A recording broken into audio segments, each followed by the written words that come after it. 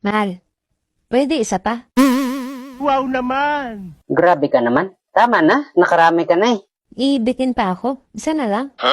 Nako, tumigil ka. Madaling araw na naririnig tayo ng kapitbahay. Ang ingay natin, nakakahiya. Okay lang yan. Sanay naman na sila sa ating. Kinapos ako eh. Sige na. Nako, hilig na hilig mo naman eh. Hindi ka naman magaling.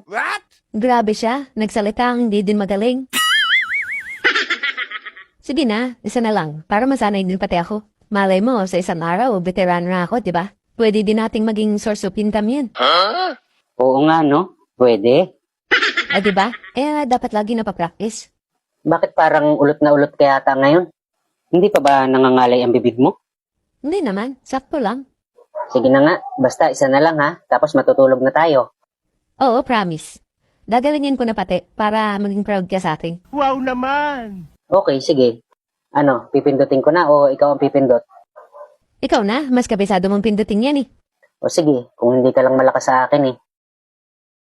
Anong kanta? Touch by touch.